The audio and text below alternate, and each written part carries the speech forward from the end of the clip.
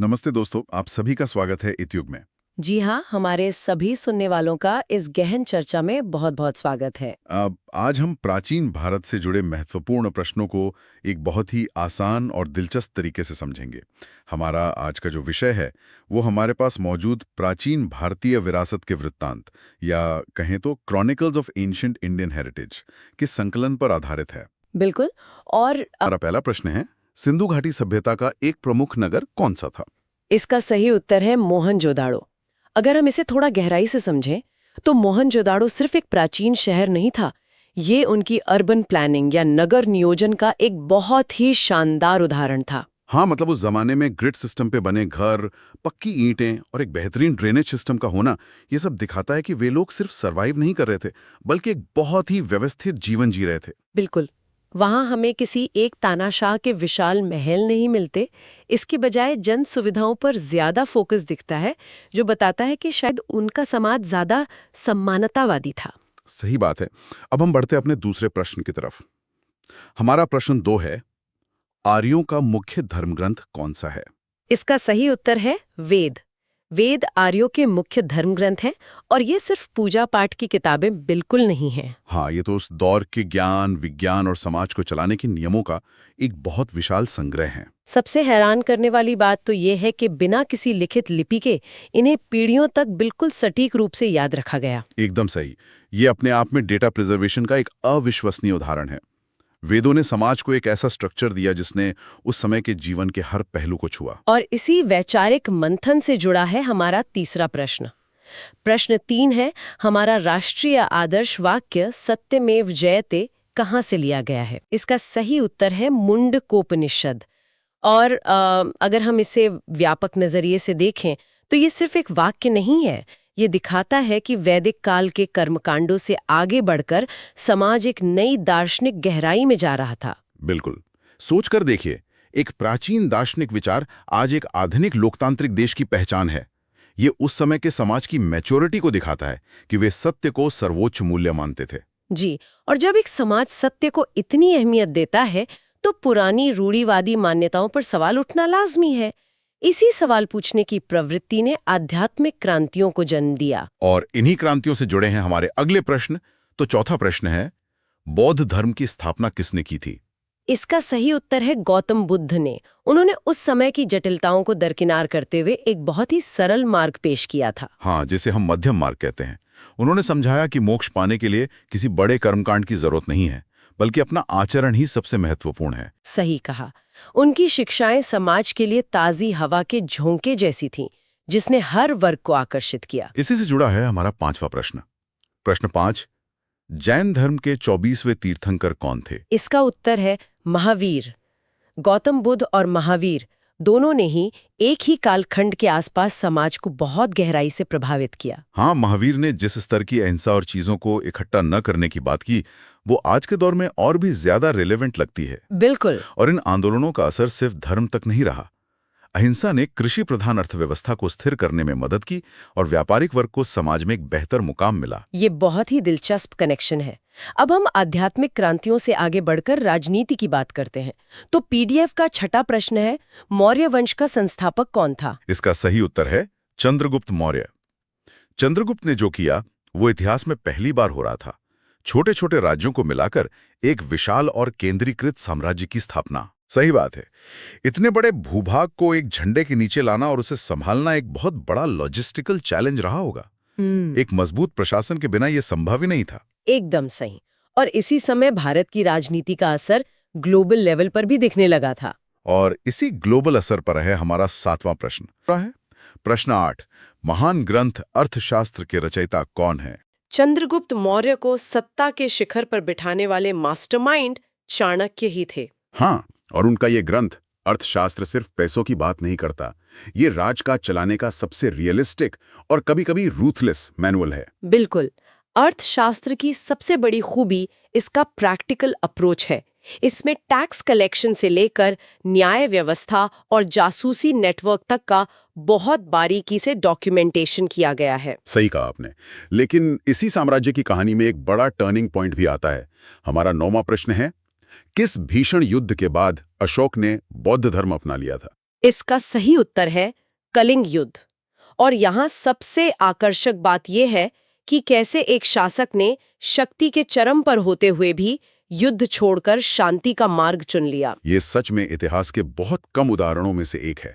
कलिंग युद्ध के नरसंहार ने सम्राट अशोक का हृदय परिवर्तन कर दिया था। जी, और अगर एक विशाल साम्राज्य के नजरिए से देखें तो लगातार युद्ध करते रहने से इकोनॉमी पर बहुत बुरा असर पड़ता है। अशोक ने समझ लिया था कि अब साम्राज्य को बांधे रखने के लिए एक कॉमन मॉरल कोड की जरूरत है। तो इस सब का असल में क्या मतलब है? मतलब सिंधु घाटी की व्यवस्था से लेकर अशोक की शांति तक, ये सब एक ऐसा बेस तैयार कर रहा था जिस पर इतिहास का सबसे सुनहरा दौर शुरू होने वाला था। बिल्कुल सही, आप गुप्त काल की बात कर रहे हैं, जो हमारी चर्चा का अगला पड़ाव है। हाँ, और हमारा 10वां प्रश्न इसी पर है।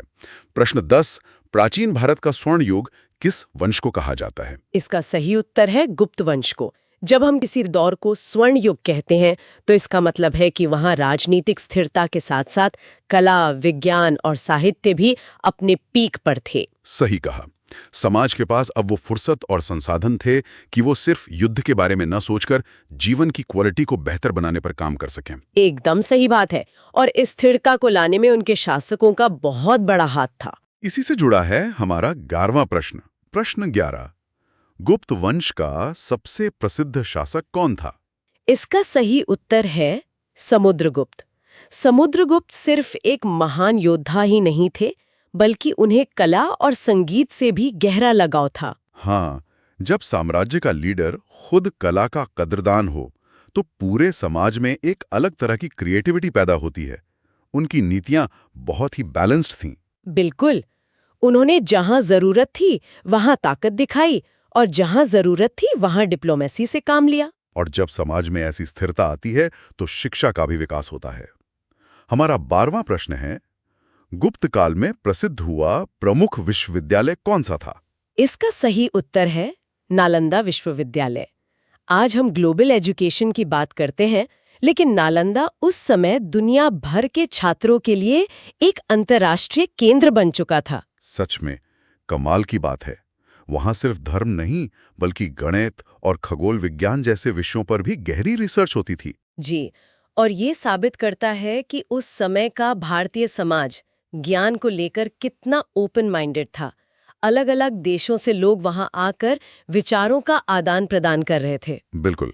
अब हम शिक्षा से अर्थव्यवस्था की ओर मुड़ते हैं। पीडीएफ का 13वां प्रश्न है, प्राचीन काल में चलने वाले सिक्के को क्या कहा जाता था? इसका सही उत्तर है निष्क। बार्टर सिस्टम यानी सामान के बदले सामान देने की व्यवस्था से निकलकर निष्क जैसे मानकीकृत सिक्के का इस्तेमाल करना एक बहुत बड़ी बात है। हाँ, ये इकोनॉमी में एक बहुत बड़ा रेवोल्यूशन था। जब एक स्टैंडर्ड करेंसी होती है तो व्यापार की गति कई गुना बढ़ जाती है। सही कहा। इसी करेंसी सिस्टम की वजह से उस दौर में बड़े बड़े व्यापारिक गिल्ड्स बने, जिन्होंने भारतीय समाज को आर्थिक रूप से बेहद समृद्ध किया। तो अर्थव्यवस्था और शिक्षा के इस शानदार सफर के बाद अब हम साहित्य की बात करते हैं।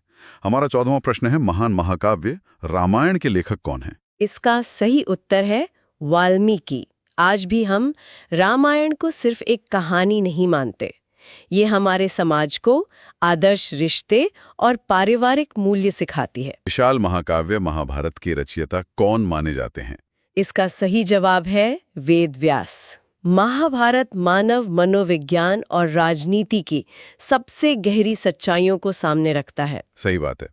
ये दोनों महाकाव्य इतने पावरफुल इसलिए हैं क्योंकि इन्होंने बड़े बड़े दार्शनिक विचारों को ऐसी कहानियों में पिरो दिया जो आम लोगों की समझ में आ सकें। जी हाँ, रामायण और महाभारत असल में एक पूरे उपमहाद्वीप के कल्चरल यूनिफायर हैं। इन ग्रंथों ने भारतीय समाज के डीएनए को हमेशा के लिए आकार दिया। संख्या 15 है। तो मैं प्रश्न पढ़ता हूँ। प्रश्न 15 इस प्रकार है, हर्षवर्धन किस वंश से संबंधित थे? और इसके लिए हमारे पास 4 विकल्प दिए गए हैं। जी। विकल्प ए मौर्य वंश, विकल्प बी गुप्त वंश, विकल्प सी वर्धन वंश जी, और विकल्प डी चोल वंश। देखिए, जब हम इस तरह के ऐतिहासिक प्रश्नों का विश्लेषण करते हैं ना, हाँ। तो अक्सर उत्तर ऐतिहासिक नामों की संरचना में ही बहुत स्पष्ट रूप से दिखाई दे जाता है। बिल्कुल दिखाई देता है। तो इस प्रश्न का सही उत्तर है विकल्प सी वर्धन वंश। वर्धन वंश सही। जी, स्रोत में जिस तरह से ये प्रश्न रखा गया है,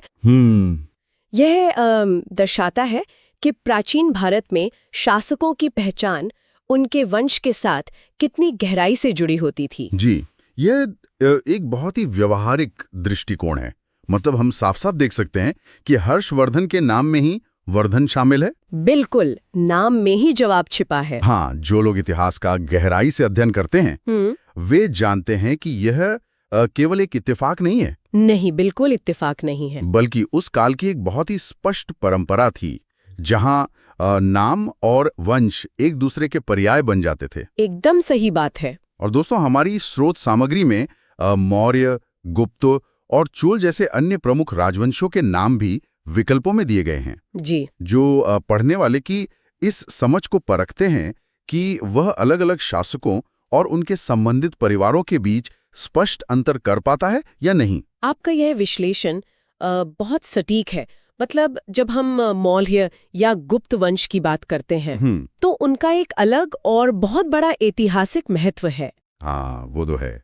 लेकिन ये प्रश्न विशेष रूप से हर्षवर्धन पर केंद्रित है। जी।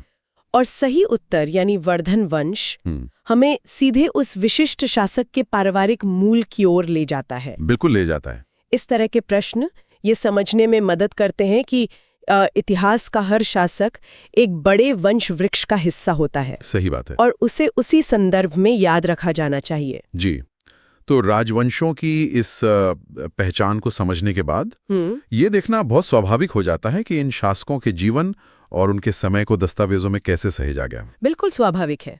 इसी कड़ी से जुड़ा हमारा अगला सवाल है प्रश्न संख्या 16। जी। प्रश्न 16 है, हर्षचरित ग्रंथ के लेखक कौन थे? इसके लिए विकल्प दिए गए हैं। विकल्प ए कालिदास, जी। विकल्प बी बाणभट्ट, विकल्प सी चाणक्य और विकल्प डी पतंजलि। तो इस प्रश्न का सही उत्तर है विकल्प बी बाणभट्ट। बाणभट्ट। जी, यह प्रश्न पिछले प्रश्न का एक बहुत ही सुंदर विस्तार है। हाँ, बिल्कुल जुड़ा हुआ है। पहले हमने हर्षवर्धन और उनके वर्धन वंश के बारे में जाना और अब हम उस ग्रंथ के बारे में बात कर रहे हैं जो उनके जीवन पर प्रकाश डालता है। सही कहा।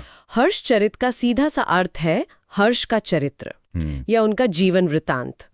और बाणभट्ट ने इस ग्रंथ की रचना करके उनके इतिहास को हमेशा के लिए सुरक्षित कर दिया। जी, हमारे स्रोत में जो अन्य विकल्प दिए गए हैं ना, जैसे कि कालिदास और चाणक्य। हाँ, कालिदास, चाणक्य और पतंजलि, वे भी प्राचीन भारत के बहुत ही प्रसिद्ध लेखक और विचारक रहे हैं। बिल्कुल रहे हैं। ये देखना दिलचस्प है कि स्रोत सामग्री इन सभी महान विचारकों को एक साथ एक ही प्रश्न में लेकर आती है। जी। ये पढ़ने वाले को प्रेरित करती है कि वो सिर्फ एक नाम न रटे, बल्कि ये समझे कि कौन सा लेखक किस विशिष्ट शासक या विषय से जुड़ा था। सही बात है। जब बात विशेष रूप से हर्ष के जीवन या हर्षचरित की आती है, जी, तो बाणभट्टी वो सही उत्तर है जो इस ऐतिहासिक कड़ी को मजबूती से जोड़ता है। और यही इतिहास के अध्ययन की असली गहराई है। एक शासक का प्रभाव केवल उसके द्वारा जीते गए युद्धों या उसके प्रशासन तक सीमित नहीं होता। बिल्कुल नहीं होता। बल्कि इस बात पर भी बहुत अधिक निर्भर करता है कि उसके समकालीन लेखकों ने उसे कैसे प्रस्तुत किया। हाँ, ये बहुत महत्वपूर्ण है। बाणभट्ट और हर्षचरित का ये संबंध हमें बताता है कि प्राचीन भारत में साहित्य और सत्ता कैसे एक साथ चलते थे। एकदम सही। बाणभट्ट द्वारा लिखा गया ये ग्रंथ आज हमारे लिए उस वर्धन वंश को समझने का एक प्राथमिक स्रोत है जिसकी हमने अभी चर्चा की। जी, तो राजनीति और साहित्य के संगम से आगे बढ़ते हुए हमारी स्रोत सामग्री हमें प्राचीन भारत के एक और बेहद महत्वपूर्ण पहलू की ओर ले जाती है। जी। और वो है धर्म और उसके मूल विचार। हमारा अगला प्रश्न, प्रश्न संख्या 17, इसी दिशा में है। जी, बताइए। प्रश्न 17, बौद्ध धर्म का पवित्र ग्रंथ क्या कहलाता है? यहाँ विकल्प दिए गए हैं। विकल्प ए वेद, जी। विकल्प बी त्रिपिटक, विकल्प सी उपनिषद और विकल्प डी पुराण। तो यहाँ सही उत्तर है विकल्प बी त्रिपिटक। त्रिपिटक। जी। इस प्रश्न की संरचना अपने आप में बहुत कुछ बयां करती है। अगर हम ध्यान से देखें जी, तो वेद, उपनिषद और पुराण, जी, ये सभी प्राचीन भारत की बहुत ही समृद्ध और प्रमुख दार्शनिक परंपराओं के हिस्से हैं। बिल्कुल हिस्से हैं। लेकिन स्रोत सामग्री हमें स्पष्ट रूप से बौद्ध धर्म की विशिष्ट साहित्यिक पहचान को अलग करने के लिए कह रही है। और वो पहचान त्रिपिटक के रूप में हमारे सामने आती है। ये एक बहुत ही महत्वपूर्ण बिंदु है। मतलब अक्सर जब प्राचीन भारतीय ग्रंथों की बात होती है ना, तो वेद या पुराण बहुत आसानी से दिमाग में आ जाते हैं क्योंकि उनका सांस्कृतिक प्रभाव बहुत व्यापक रहा है। हाँ, सबसे पहले वही नाम याद आते हैं। बिल्कुल, लेकिन बौद्ध धर्म के संदर्भ में ये विशिष्टता पूरी तरह से त्रिपिटक के साथ जुड़ी है। एकदम सही। यह ग्रंथ बौद्ध धर्म की शिक्षाओं और उनके मूल सिद्धांतों का सबसे बड़ा आधार है। जी स्रोत में इन चारों विकल्पों को एक साथ रखने का उद्देश्य यही लगता है हाँ, कि हम विभिन्न धार्मिक परंपराओं और उनके अपने अपने पवित्र ग्रंथों के बीच के अंतर को स्पष्ट रूप से समझ सकें। और ये अंतर समझना इसलिए भी जरूरी है क्योंकि हर ग्रंथ अपने साथ एक पूरी विचारधारा लेकर चलता है। बिल्कुल चलता है। त्रिपिटक केवल एक किताब नहीं है, बल्कि यह बौद्ध धर्म के अनुयायियों के लिए उनके पूरे जीवन दर्शन का सार है। सही कहा। जब हम वेद उपनिषद की तुलना में त्रिपिटक को देखते हैं जी। तो हम पाते हैं कि प्राचीन भारत में एक ही समय में लेकिन बहुत ही गहरी और स्वतंत्र दार्शनिक धाराएं बह रही थीं। जी। और इन अलग अलग दार्शनिक धाराओं की बात करें तो हमारा अगला प्रश्न एक और बहुत ही प्रमुख विचारधारा की तरफ इशारा करता है। जी। प्रश्न संख्या 18। प्रश्न 18, जैन धर्म का पवित्र प्रतीक क्या है? जी। इसके विकल्प है विकल्प ए धर्मचक्र, विकल्प बी अहिंसा का हाथ, जी। विकल्प सी कमल और विकल्प डी त्रिशूल। इस प्रश्न का सही उत्तर है विकल्प बी अहिंसा का हाथ। अहिंसा का हाथ। जी। पिछले प्रश्न में हमने बौद्ध धर्म के साहित्यिक स्रोत को देखा था और यहाँ हम जैन धर्म के दृश्य प्रतीक यानी विजुअल सिंबल पर चर्चा कर रहे हैं। बिल्कुल। अहिंसा का हाथ सिर्फ एक निशान नहीं है, बल्कि ये जैन धर्म के सबसे मुख्य और गहरे सिद्धांत को भौतिक रूप में दर्शाता है। ये सच में बहुत प्रभावशाली है कि कैसे एक पूरे धर्म का मूल विचार जी यानी अहिंसा एक स्पष्ट और दृश्यमान प्रतीक में बदल जाता है। एकदम सही बात है। स्रोत में दिए गए बाकी विकल्प जैसे धर्मचक्र, कमल या त्रिशूल भी अलग अलग धार्मिक मान्यताओं में बहुत पवित्र माने जाते हैं। हाँ, उनकी भी अपनी मान्यता है। लेकिन जब जैन धर्म की बात आती है तो अहिंसा का विचार इतना केंद्रीय है कि उनका सबसे पवित्र प्रतीक ही अहिंसा का हाथ बन गया है। जी। यह दिखाता है कि प्राचीन भारत में धर्म केवल ग्रंथों तक सीमित नहीं था। बिल्कुल नहीं। बल्कि वह ऐसे प्रतीकों के माध्यम से लोगों के दैनिक जीवन और उनकी पहचान का हिस्सा भी था। इस बात से मैं पूरी तरह सहमत हूँ। प्रतीक किसी भी जटिल विचार को बहुत ही सरल और स्पष्ट रूप से संप्रेषित करने का माध्यम होते हैं। जैन धर्म में अहिंसा को जो सर्वोच्च स्थान प्राप्त है, जी, यह प्रतीक उसी का सीधा प्रतिनिधित्व करता है। सही बात है। स्रोत सामग्री का यह प्रश्न हमें ये सोचने पर मजबूर करता है कि कैसे प्राचीन विचारकों ने अपनी सबसे महत्वपूर्ण दार्शनिक शिक्षाओं को ऐसे प्रतीकों में ढाला जिसे आम लोग आसानी से समझ सकें और अपना सकें। जी। विचारों और प्रतीकों के सफर से अब हम एक बहुत ही ठोस और भौतिक ऐतिहासिक साक्षी की तरफ बढ़ते हैं। प्रश्न संख्या 19 वास्तुकला से जुड़ा है। जी। प्रश्न 19, सांची स्तूप किससे संबंधित है? विकल्प इस प्रकार हैं। विकल्प ए जैन धर्म, जी, विकल्प बी बौद्ध धर्म, विकल्प सी हिंदू धर्म और विकल्प डी सिख धर्म। तो इसका सही उत्तर है विकल्प बी बौद्ध धर्म। बौद्ध धर्म, जी। अब अगर हम अपनी चर्चा के प्रवाह को देखें तो ये बहुत ही रोचक हो जाता है। बिल्कुल। कुछ देर पहले प्रश्न 17 में हमने बौद्ध धर्म के पवित्र ग्रंथ त्रिपिटक के बारे में चर्चा की थी। हाँ, जो धर्म का लिखित रूप है। जी, जो धर्म का लिखित या वैचारिक रूप है। और अब सांची स्तूप के रूप में हम उसी धर्म के स्थापत्य या वास्तुकला वाले रूप को देख रहे हैं। ये एक बहुत ही शानदार जुड़ाव है। मतलब सांची स्तूप सिर्फ पत्थरों का एक ऐतिहासिक ढांचा नहीं है। बिल्कुल नहीं। बल्कि ये प्राचीन भारत में बौद्ध धर्म की व्यापक उपस्थिति और उनके अनुयायियों की गहरी आस्था का एक बहुत बड़ा भौतिक प्रमाण है। एकदम सही। स्रोत में दिए गए विकल्पों में जैन, हिंदू और सिख धर्म भी शामिल हैं। लेकिन सांची स्तूप की पहचान विशेष रूप से बौद्ध परंपराओं और उनके ऐतिहासिक विकास के साथ ही जुड़ी हुई है। जी। यह हमें बताता है कि इतिहास को समझने के लिए हमें केवल ग्रंथों पर निर्भर नहीं रहना पड़ता, बल्कि ये ऐतिहासिक इमारतें भी हमें धर्म के विस्तार की पूरी कहानी बताती हैं। यही कारण है कि ऐतिहासिक स्थलों का अध्ययन इतना महत्वपूर्ण है। बिल्कुल। सांची स्तूप बौद्ध धर्म के इतिहास का एक बहुत ही महत्वपूर्ण अध्याय है। जी। उनका प्रभाव केवल उपदेशों या विचारों तक सीमित नहीं था। बिल्कुल नहीं था। बल्कि उसने भारतीय परिदृश्य पर अपने स्थायी और विशाल भौतिक निशान भी छोड़े हैं। जी, और जब हम भारतीय परिदृश्य और उसके भौगोलिक विस्तार की बात करते हैं तो हमारा ध्यान स्वाभाविक रूप से दिशाओं और क्षेत्रों की तरफ जाता है। जी बिल्कुल जाता है। हमारा अगला प्रश्न इसी भौगोलिक और राजनीतिक विस्तार से जुड़ा है। प्रश्न संख्या 20। जी। प्रश्न 20, चोल वंश मुख्यतः किस क्षेत्र में प्रसिद्ध था? इसके विकल्प हैं विकल्प ए उत्तर भारत, जी। विकल्प बी पूर्व भारत, विकल्प सी दक्षिण भारत और विकल्प डी पश्चिम भारत। तो इस प्रश्न का सही उत्तर है विकल्प सी दक्षिण भारत। दक्षिण भारत? जी। ये प्रश्न हमारी इस चर्चा में एक बहुत ही आवश्यक भौगोलिक संतुलन लेकर आता है। हमने शुरुआत में हर्षवर्धन और उनके वर्धन वंश की बात की थी। हाँ, प्रश्न 15 में। जी, और अब चोल वंश के माध्यम से स्रोत सामग्री हमें सीधे दक्षिण भारत के अत्यंत समृद्ध राजनीतिक इतिहास की ओर ले जाती है। ये भौगोलिक संदर्भ बहुत जरूरी है। मतलब जब हम चोल वंश की बात करते हैं तो हम एक ऐसे साम्राज्य की बात कर रहे हैं जिसने दक्षिण भारत में शासन और प्रभाव के मामले में एक बहुत ही ऊंचा मुकाम हासिल किया था। एकदम सही बात। उत्तर, पूर्व या पश्चिम भारत के विकल्प ये स्पष्ट करने के लिए दिए गए हैं जी कि पढ़ने वाला चोल वंश की इस विशिष्ट भौगोलिक पहचान को कितनी अच्छी तरह समझता है। दक्षिण भारत और चोल वंश का ये जुड़ाव भारतीय इतिहास के अध्ययन में एक बहुत ही महत्वपूर्ण स्थान रखता है। बिल्कुल रखता है। और इसे अलग करके नहीं देखा जा सकता। ये सच है। अक्सर ऐतिहासिक चर्चाओं में कुछ खास क्षेत्रों के राजवंश हावी हो जाते हैं। हाँ, ऐसा होता है। लेकिन चोल वंश की प्रशासनिक क्षमता और उनका प्रभाव इतना गहरा था कि दक्षिण भारत का इतिहास उनके बिना पूरी तरह से अधूरा है। बिल्कुल अधूरा है।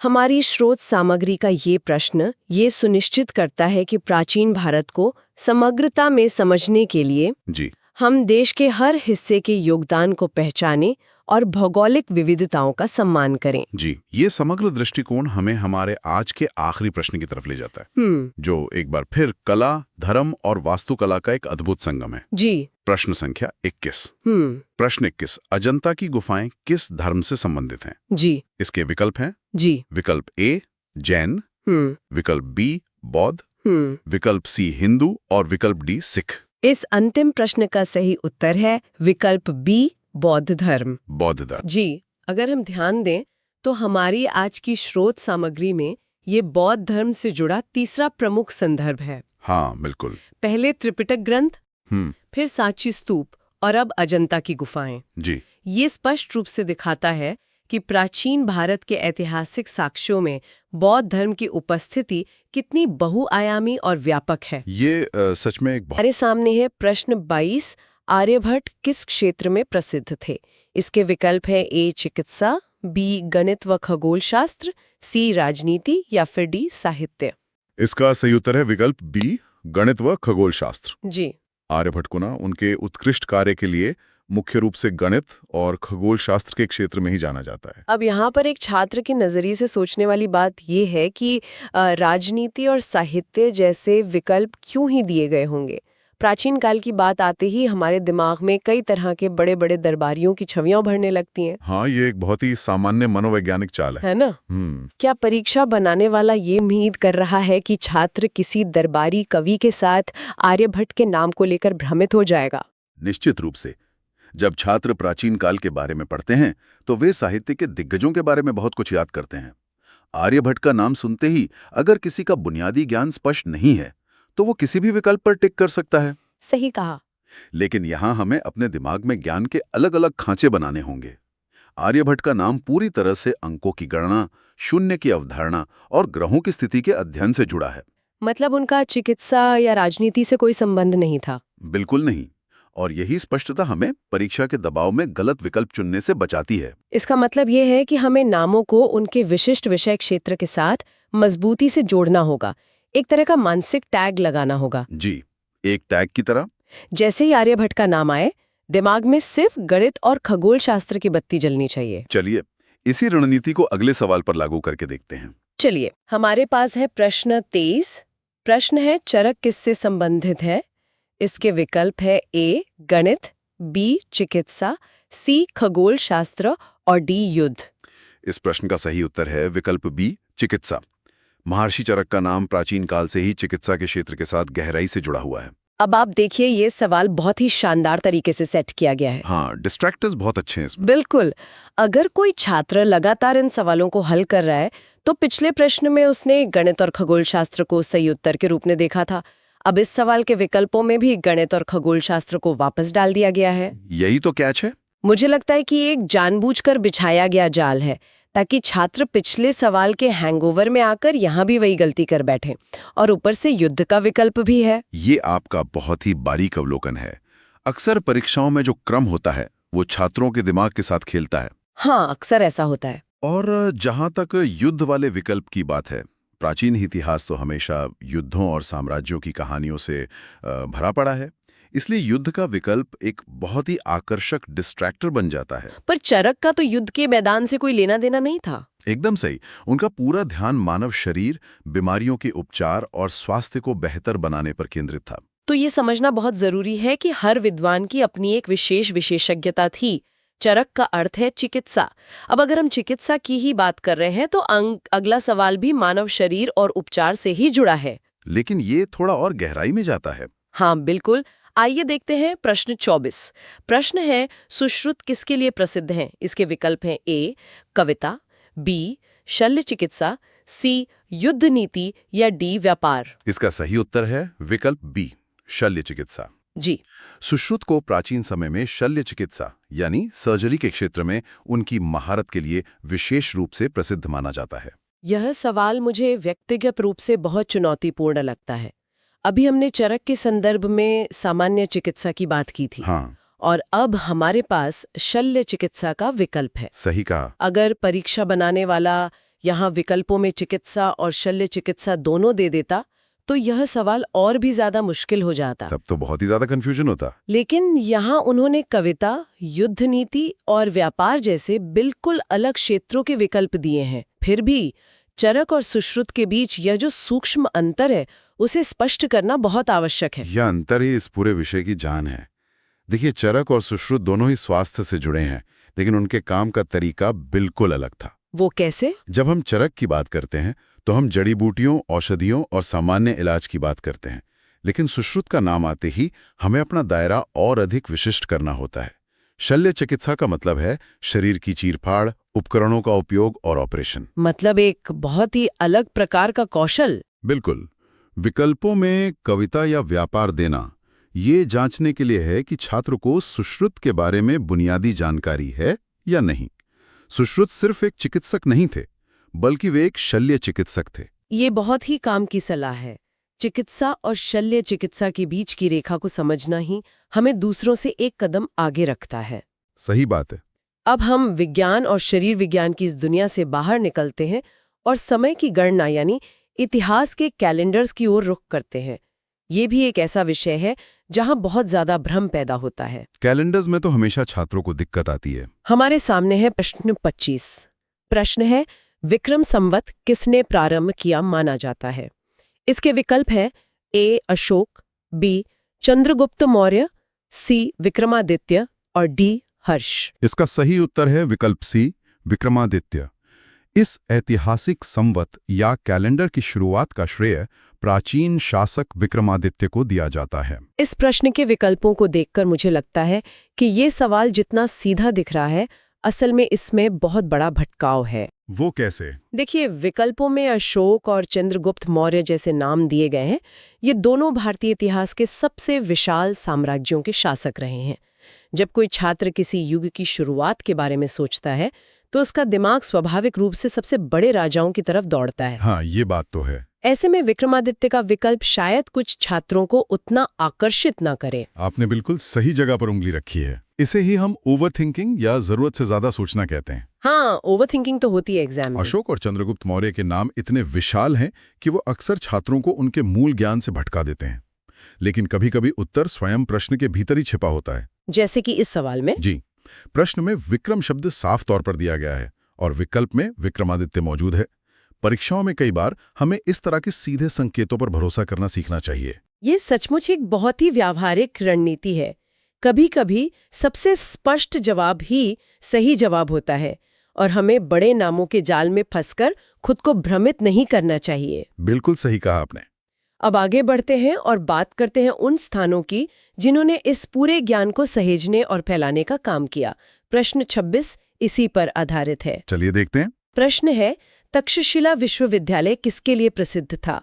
इसके विकल्प है ए व्यापार, बी शिक्षा, सी युद्ध और डी खेती। इसका सही उत्तर है विकल्प बी शिक्षा। तक्षशिला प्राचीन काल में उच्च कोटि की शिक्षा प्रदान करने के लिए एक प्रमुख और प्रसिद्ध केंद्र था। इस सवाल में मुझे जो बात विचार करने लायक लगती है वो है प्राचीन शहरों की बहुआयामी प्रकृति। आपका मतलब है कि शहर सिर्फ एक काम नहीं करते थे? हाँ, मेरा मतलब है कि पुराने समय में कोई भी बड़ा शहर सिर्फ एक ही काम के लिए नहीं जाना जाता था। वहाँ बड़े बाजार होते थे, यानी व्यापार होता था। वे रणनीतिक केंद्र होते थे, जिसका मतलब है कि वे युद्ध से भी जुड़े होते थे। और खेती तो हर सभ्यता का आधार रही ही है। बिल्कुल। तो ऐसे में तक्षशिला को सिर्फ शिक्षा के खांचे में डालना किस तरह से सही ठहराया जा सकता है? ये एक बहुत ही तार्किक सवाल है। इसमें कोई शक नहीं कि तक्षशिला में व्यापार और कृषि भी होती होगी, लेकिन हमें प्रश्न के मूल कीवर्ड पर ध्यान केंद्रित करना होगा। कीवर्ड? जी, प्रश्न केवल तक्षशिला शहर के बारे में नहीं पूछ रहा है, बल्कि वो विशेष रूप से तक्षशिला विश्वविद्यालय के बारे में पूछ रहा है। विश्वविद्यालय शब्द ही अपने आप में इस बात का सबसे बड़ा प्रमाण है कि उस स्थान की विश्वव्यापी पहचान मुख्य रूप से वहां दी जाने वाली शिक्षा के कारण ही थी। मतलब जब प्रश्न में ही विश्वविद्यालय का जिक्र है, तो हमारा पूरा ध्यान ज्ञान और अध्ययन पर ही केंद्रित होना चाहिए। बिल्कुल, ना कि शहर की अन्य सामान्य गतिविधियों पर। इसका सीधा अर्थ है कि हमें प्रश्न में दिए गए शब्दों के वजन को समझना होगा। शहर और विश्वविद्यालय के बीच का फर्क ही इस सवाल के सही जवाब की कुंजी है। एकदम सही। अब हम एक बार फिर से महान शासकों की श्रेणी में वापस आते हैं, लेकिन इस बार हम उनकी उपाधियों पर चर्चा करेंगे। उपाधियां हमेशा से दिलचस्प विषय रही हैं। प्रश्न 27 है, समुद्रगुप्त को किस नाम से जाना जाता है? हमारे विकल्प है ए भारत का नेपोलियन, बी धर्मराज, सी अशोक महान और डी चक्रवर्ती। इस प्रश्न का सही उत्तर है विकल्प ए भारत का नेपोलियन। जी, समुद्रगुप्त को उनकी महान उपलब्धियों और विजयों के कारण ही इतिहास में भारत का नेपोलियन के नाम से पहचाना जाता है। उपाधियों वाले सवाल हमेशा से बहुत चुनौतीपूर्ण होते हैं। अगर हम इन विकल्पों का विश्लेषण करें तो धर्मराज और चक्रवर्ती जैसे शब्द प्राचीन भारतीय संस्कृति में बहुत रचे बसे हैं। हाँ, चक्रवर्ती तो उस शासक को कहते हैं जिसका रथ चारों दिशाओं में बिना किसी रुकावट के घूम सके। बिल्कुल। तो एक छात्र ये सोच सकता है कि समुद्रगुप्त एक भारतीय शासक थे, तो उनकी उपाधि भी कोई ठेठ भारतीय शब्द ही होगा। ऐसे में नेपोलियन जैसा एक पश्चिमी शब्द वहां थोड़ा बेमेल लग सकता है और छात्र से गलत समझकर खारिज कर सकता है। वैचारिक चुनौती है। परीक्षा बनाने वाले जानते हैं कि छात्र विदेशी उपाधियों को प्राचीन भारतीय शासकों के साथ जोड़ने में हिचकिचाएंगे। नेपोलियन तो बहुत बाद में आए और वे फ्रांसीसी थे। तो फिर ये तुलना कैसे हुई? इतिहासकार अक्सर तुलनात्मक अध्ययन करते हैं। समुद्रगुप्त ने अपने समय में जिस आक्रामकता और सैन्य कुशलता के साथ अपने साम्राज्य का विस्तार किया, उसकी तुलना बाद में आधुनिक इतिहासकारों ने नेपोलियन की सैन्य जीतों से की। अच्छा, तो ये इतिहासकारों द्वारा दी गई उपाधि है। जी, इसलिए हालांकि धर्मराज या चक्रवर्ती सुनने में अधिक भारतीय लगते हैं, लेकिन भारत का नेपोलियन वो ऐतिहासिक रूप से स्वीकृत उपाधि है जो सीधे तौर पर समुद्रगुप्त की सैन्य शक्ति को परिभाषित करती है। ये बहुत ही गहराई वाली बात है। हमें सिर्फ शब्दों की बनावट पर नहीं जाना है, बल्कि उस उपाधि के पीछे की ऐतिहासिक तुलना को समझना है। बिल्कुल। चलिए अब हम अपने आज के अंतिम सवाल की तरफ आ गए हैं, जो कला, साहित्य और समय के कालखंड से जुड़ा है। प्रश्न 28 है, कालिदास किस काल के महान कवि थे? इसके विकल्प क्या हैं? इसके विकल्प दिए गए हैं ए मौर्य काल, बी गुप्त काल, सी हर्ष काल और डी मुगल काल। इस प्रश्न का सही उत्तर है विकल्प बी गुप्त काल। कालिदास जो कि एक अत्यंत महान कवि थे, उनका संबंध ऐतिहासिक रूप से गुप्त काल से था। ये सवाल कालक्रम यानी क्रोनोलॉजी की समझ को परखता है। यहाँ मुगल काल का विकल्प तो शायद छात्र सबसे पहले हटा देंगे, क्योंकि वो समय के पैमाने पर बहुत बाद में आता है। हाँ, वो तो काफी आसान एलिमिनेशन है। असली चुनौती मौर्य काल, गुप्त काल और हर्ष काल के बीच सही विकल्प को चुनने की है। ये तीनों ही भारतीय इतिहास के बहुत ही स्वर्णिम और महत्वपूर्ण काल रहे हैं। एक छात्र जो इन तीनों कालों के बीच भ्रमित है, वो कालिदास को सही कालखंड में कैसे फिट कर सकता है? यहाँ पर छात्रों को इतिहास के प्रमुख कालों की विशेषताओं को याद करना होगा। मौर्य काल मुख्य रूप से साम्राज्य निर्माण और राजनीतिक एकीकरण के लिए जाना जाता है। हर्ष काल भी अपनी अलग राजनीतिक गतिविधियों के लिए प्रसिद्ध है। और गुप्त काल? जब हम साहित्य, कला, कविता और नाटकों के चरम विकास की बात करते हैं तो इतिहास में गुप्त काल का नाम सबसे ऊपर आता है। कालिदास की महान साहित्यिक रचनाएं इसी सांस्कृतिक उभार का परिणाम थी। मतलब गुप्त काल को साहित्य के स्वर्ण युग के रूप में देखना चाहिए। जी, यदि कोई छात्र कालिदास को साहित्य के सबसे समृद्ध युग के साथ जोड़कर देखता है तो उसका उत्तर स्वाभाविक रूप से गुप्त काल की ओर ही जाएगा। कुछ इस प्रकार है। मौर्य साम्राज्य की राजधानी क्या थी? और इसके विकल्प हैं ए तक्षशिला, बी पाटलिपुत्र, सी उज्जैन और डी काशी। इस प्रश्न का सही उत्तर है विकल्प बी पाटलिपुत्र। पाटलिपुत्र? हाँ, अगर हम इसे संक्षेप में समझें तो मौर्य काल के दौरान यही उनके शासन का मुख्य केंद्र था। जहां से पूरे विशाल साम्राज्य को नियंत्रित किया जाता था। बिल्कुल। बाकी जो शहर विकल्पों में हैं वो प्रांतीय केंद्र थे, लेकिन मुख्य सत्ता पाटलिपुत्र ही थी। समझ गया, सत्ता का एक मुख्य केंद्र होना जरूरी है। तो अब इसी से जुड़ा हमारा अगला सवाल देखते हैं। जी बताइए। ये है प्रश्न संख्या 37। प्रश्न है, धम्म नीति किस शासक से संबंधित है? विकल्प हैं ए चंद्रगुप्त मौर्य, बी बिंदुसार, सी अशोक और डी हर्ष। इसका सही उत्तर है विकल्प सी अशोक। अशोक? बिल्कुल, अशोक ने ही इस नीति को अपनाया था। कलिंग युद्ध के बाद जब उन्होंने देखा कि सिर्फ सैन्य शक्ति से साम्राज्य नहीं चल सकता तो उन्होंने बदलाव किया। हाँ, उन्होंने एक कल्याणकारी नीति अपनाई जिसे धम्म कहा गया। इसमें बड़ों का सम्मान और सहिष्णुता शामिल थी। मतलब ये कोई सिर्फ धार्मिक नीति नहीं थी? नहीं, ये एक बहुत ही व्यापक प्रशासनिक आचार संहिता थी। क्या बात है। अब मौर्य साम्राज्य के बाद हम आगे बढ़ते हैं। हमारी सामग्री का अगला सवाल है प्रश्न संख्या 38। जी। प्रश्न है, गुप्त वंश की स्थापना इसने की थी? और विकल्प बहुत दिलचस्प है।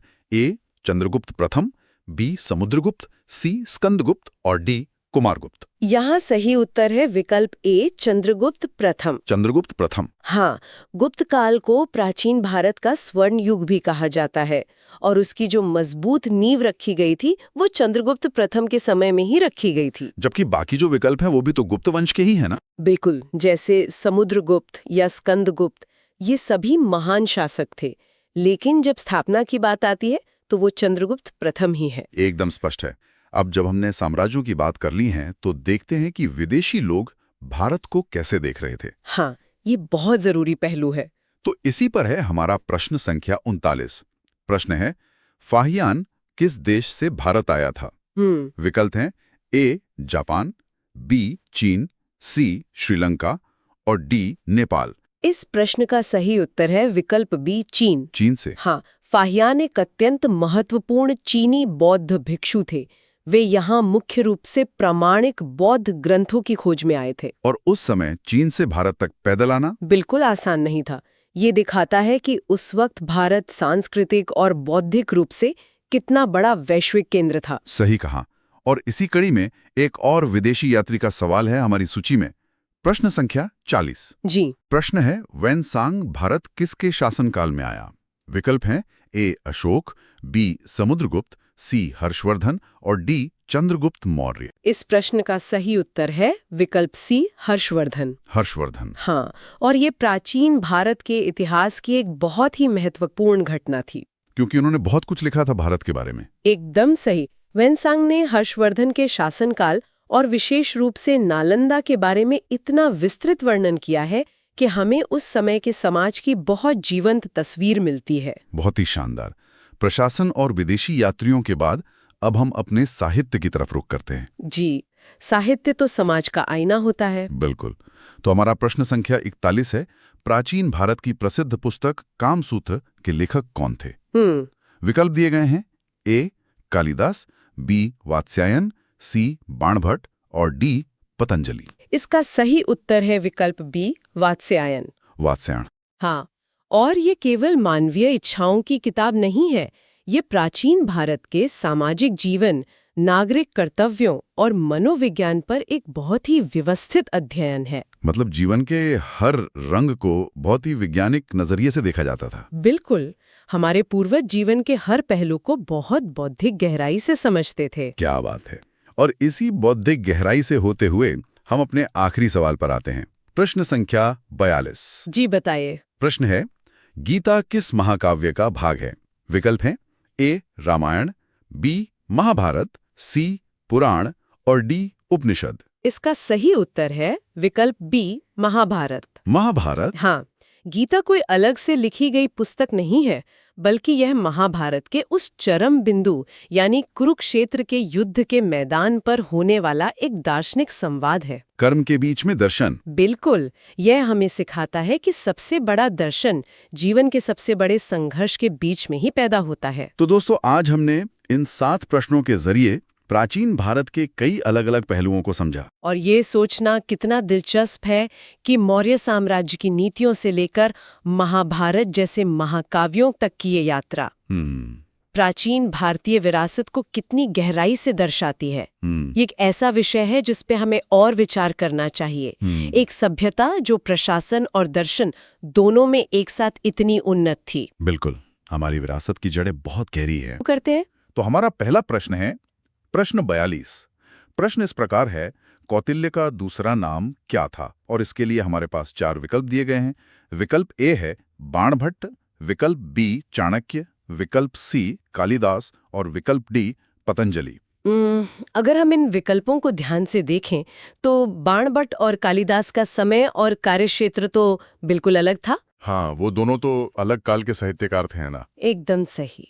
गलत विकल्पों को हटाकर सही उत्तर तक पहुंचना बहुत ही प्रभावी तरीका है। इस प्रश्न का सही उत्तर है विकल्प बी चाणक्य। अच्छा, चाणक्य। जी, ऐतिहासिक दस्तावेजों में कौटिल्य, चाणक्य और विष्णुगुप्त ये तीनों नाम एक ही महान व्यक्तित्व के लिए इस्तेमाल किए गए हैं। अरे वाह, मतलब एक ही व्यक्ति के 3 नाम? बिल्कुल, और जब भी कौटिल्य का नाम आता है तो हमें उस कूटनीतिक और राजनीतिक बुद्धिमत्ता को याद करना चाहिए जिसने मौर्य साम्राज्य की नींव रखने में मदद की थी। ये जानना बहुत दिलचस्प है कि कैसे एक ही व्यक्ति ने इतिहास में अलग-अलग नाम अर्जित किए। चलिए अब अगले प्रश्न की ओर बढ़ते हैं, जो संचार और लिपि के बारे में है। जी बताइए। यह है प्रश्न 43।